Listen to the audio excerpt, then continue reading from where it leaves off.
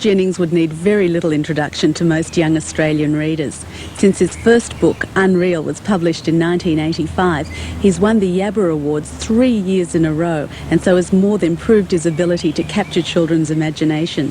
The Yabba Awards are pretty important because they're awards that are nominated and voted for by children themselves. Paul has won this award with his books Unreal, Unbelievable, and in 1989, Uncanny and the Cabbage Patch Fib. Paul's stories are fast-paced, clever, and usually have a wonderful twist at the end. Paul, is it great fun being a writer? Well, it's fun when a book comes out, and it's fun when you get the idea for a story. So I love it, the actual writing of it, because I've already plotted it and worked it out. And I love it when the book comes in the mail and you feel, oh, this is my little baby, you know. But when you're trying to think of a new idea, it's absolute agony, and I hate that bit. Like, I just go into my room and sit there, and you can spend 3 or 4 days and have nothing at the end of it, and you feel as if you've wasted 3 or 4 days, and that bit's really miserable. My family think I get a bit grumpy when I haven't got a good idea. Why are your stories so bizarre?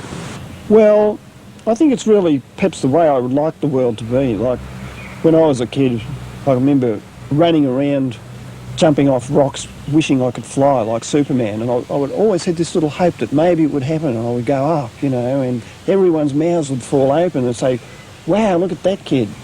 And now I can sort of do it, you know, like in the book, I say, zap, the rewind button on the remote control makes Dad go backwards and uneat his meal, you know.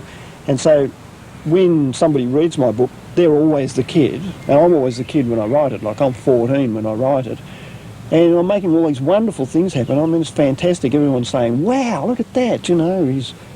That person's suddenly getting older in front of our eyes, you know, and it empowers the person who watches the show, because you're always the main character, and it's great to have all those bizarre, weird things possible.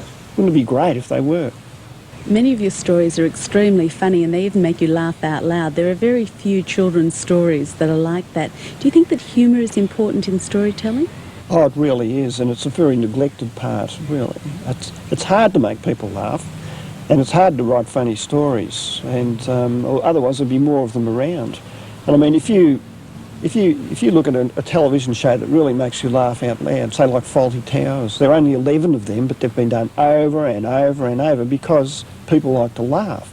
And kids especially like to laugh. And if you go past the school, what do you hear? Laughter, laugh, laugh, laugh. Adults are more serious, and they think childhood's a preparation for life, you know, and you should be learning this and learning that. But I don't think that at all. I think childhood is life, and while you're living it, you should be having a good time. So it's very important for people to have a laugh. I mean, I always think if we had more laughs, we might have a few less bombs, you know. I think a lot of kids would probably agree with you. There are different types of humour in stories that you use. Could you tell us about the different types of humour? Yes, there's a number of different types of humour. Bleak humour is an expression I use rather than black humour, because black humour tends to mean the humour of black people in the States now, but I call it bleak humour, which is sort of laughing at something that's just really a bit horrible. Now, it can go too far, and there are some jokes going around that make me wince, but for example, but other times I'll use it, like a child gets locked in a funeral parlour with a coffin, and there's a noise inside the coffin, you know, and some people say, well, children shouldn't be watching that, but I think, oh no, that's okay. You have a bit of a laugh about something you're scared about.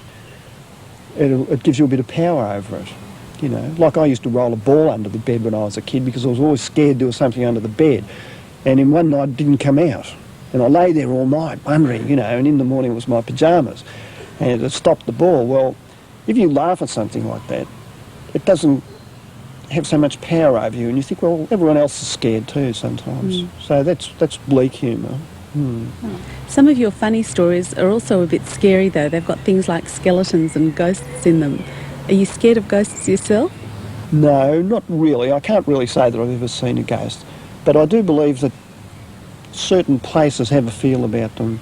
Like I went to Tasmania a fortnight ago, and there was this place called the Shot Tower where the convicts used to have to climb up this enormous chimney and drop the lead down, the molten lead down the middle. And quite a few of them threw themselves off the edge just to get out of the misery of their slavery. And when I was there, I felt, oh, this place is so sad. You could almost hear the voices calling, and I had to get out of it. I couldn't stand it. And so although I don't actually believe in a ghost, I do believe that sometimes a place has a bit of a spirit of what's gone before. Is that scary? No, because they can't do anything to you. And I don't ever terrify kids with my stories. You talk about a horror story and a spooky story, and you write spooky stories rather than horror stories. Could you tell me the difference between the two? Well, a horror story, the person who watched it goes to bed and then they look at the window and they think there's a horrible man with a knife out there, and what you've done with a horror story is make the world seem a frightening place, a bleak place. Whereas with a spooky story, it was all misunderstanding and there isn't really any ghosts, like my old man Chompers that chases the kids around the tip calling out, my darlings, my darlings. And they think he's after them, but he's only after his false teeth that they picked up on the ground. So when you finish the story, you don't say there's an old ghost haunting the tip. You say that was all a joke, you know, and that's spooky. How much imagination does the reader bring to your stories? Have you been surprised by some of the reactions that you've had to them?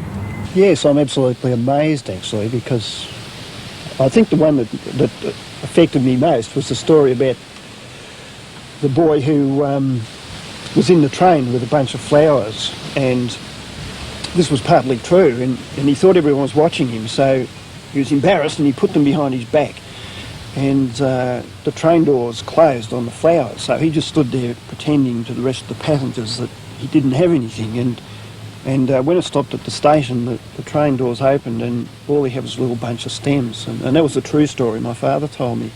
So I continued it, that the boy was so mortified, he ran up the tunnel and the train came.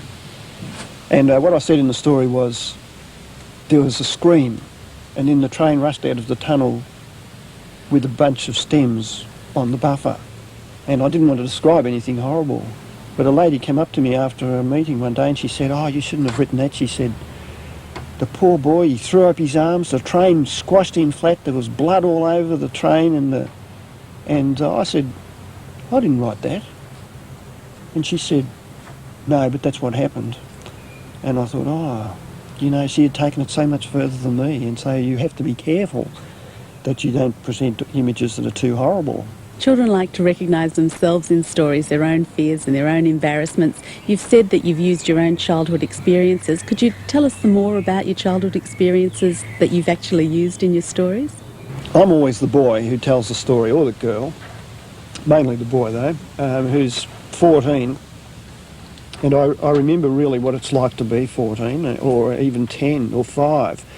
And most of the other writers that I've spoken to who write for kids, they remember too. And I don't think you can write for kids unless you feel inside and you remember what it was like. And so my story's always got little anecdotes from what happened to me.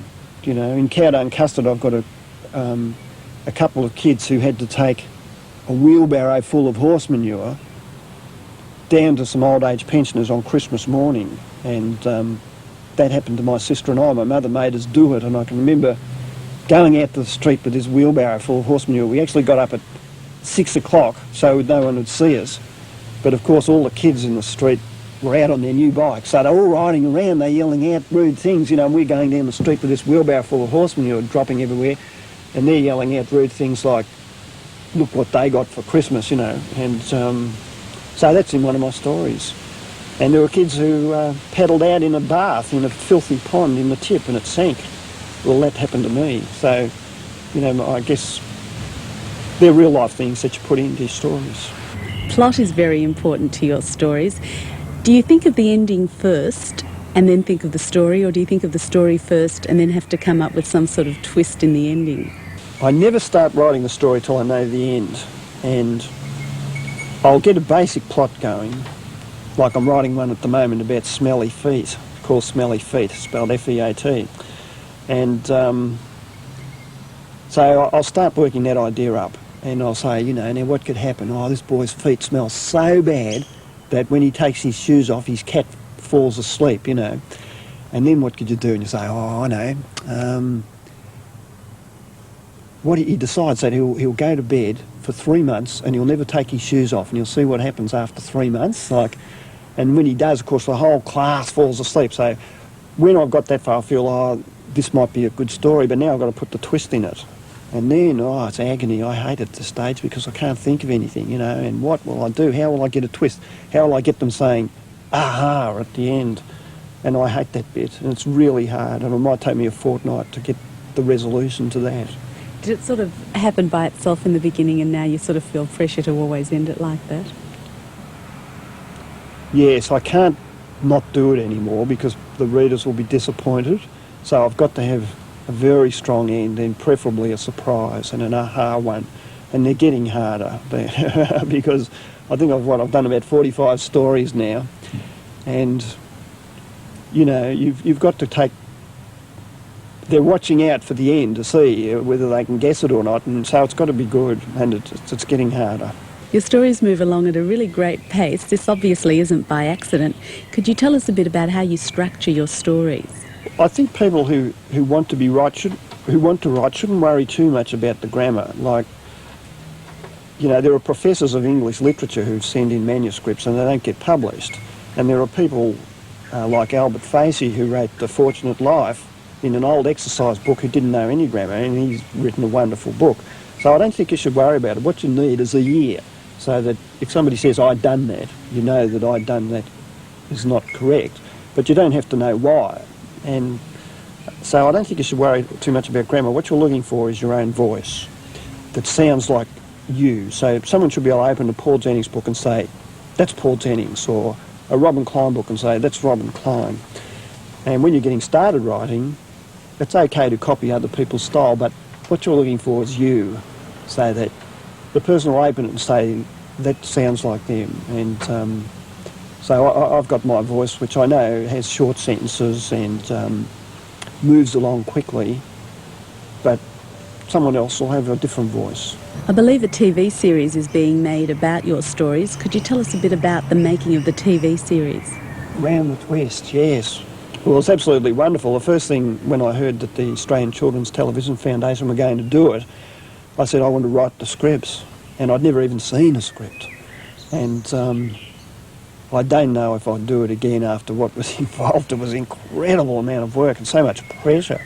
One stage the courier was coming around twice a day getting the scripts off the typewriter, and we did 7 drafts of them, but it was so much fun. I mean, you know, we had the spaghetti pig out where the whole hall had to get covered in this vomited spaghetti, and this boy has been on fast forward shoveling in 150 plates of spaghetti, and then he totters to the edge and you know, and all the kids who are the actors are covered in it, and I mean, things like that were wonderful. And then we had bird scrap where the kids were locked in a shack which had been bombed by seagulls and was covered in bird droppings, and they had to crawl out the chimney and slide down the muck on the roof, and that was so much fun. I don't know whether the kids thought it was fun, but but I loved it. I kept going all the time, watching them shoot. It was great. Why did you decide to write short stories? My main interest is to give kids the experience that books are fun. You know, that books are great things, and some kids don't like reading, and that's really sad. And I think so I wanted to give them a reward quickly. So when you've got a short story, you've got a small amount of reading and a reward at the end if it's a good story. And I didn't want them to have to go for ages and ages for a reward. I wanted them to get the reward after a small amount of reading. So I chose short stories, and also partly because I love them. As a kid, I always read O. Henry and John Wyndham and Ray Bradbury and Somerset Maugham as I got older, and so I liked short stories myself. Now that you've established yourself as a short story writer, do you want to write a longer novel as well? No, I would like to write a novel. I'd like to write a funny novel, very fast-moving, funny novel with a good surprise ending. And I've got a couple of things in mind at the moment that I'm putting away. I've got one more collection of short stories to finish, and the Round the Twist book, and then I think I'll have a go on that. You've been a teacher, and you obviously feel that books are very important, but some kids would argue with you. They'd say that television is better than books. What do you think books have to offer? Television can be terrific, but a book is better. A book can take you anywhere, you know. Like, for example, when I describe that scene of the bird shack covered in bird droppings, you can see it on the television and you'll get a couple of people's image of it. But if you get it in your mind, you've got a much better image. It's absolutely covered, it's swimming in it, you know. And in a book you can, because your imagination is so strong, you can go anywhere, you can fly. And so a book is more powerful, and also a book can go in the mind in a way that TV can't. So I can tell you in a book how I feel much better than you can by having a tear running down on television. So what's your next book to be published? The next one will be called Unbearable. We're not quite sure how to spell that yet. And that's another collection. Do you have any tips for children in a classroom that have been told that they have to write a story and they've just got nothing that comes to mind to write about? I always say to kids myself that if I could know everything interesting that had happened to them in their lives, I could write stories for another 1,000 years. I mean, there is so much good material in their own lives. And they think, oh, I'm just a kid, it's not important. But it's really important and it's really valuable. So if something made them cry, it'll make other people cry. One school I'd been to, a little boy sent me a story about how his dog had a lump in its stomach. And his dad said, we'll take it to the vet. And the vet said, I'm sorry, but we'll have to put it down. And he finished up, he said, I went home and I said to my dad, why did Kelly dog have to be put down? Why? And Dad said, well, Mum said, because she would have been in too much pain. And he said, I went to bed and I cried all night, and I'll never forget Sally Dog. And I wrote back to him, Kelly Dog, and I wrote back to him, I said, that was a fabulous story. It had a great beginning and middle and end, and I almost had a tear in my eye at the end. So if something made you cry, you can use it, and if something made you laugh, you can use it. And your own life is full of wonderful stuff, and that's where they should look first. Thank you, Paul. It's been really fabulous speaking to you. Parents often find it difficult to tear their kids away from the television set, but the kids that I've spoken to have said that they found it difficult to tear themselves away from Paul Jennings' books. So if you're one of the very few that hasn't experienced a Paul Jennings story, they come very highly recommended.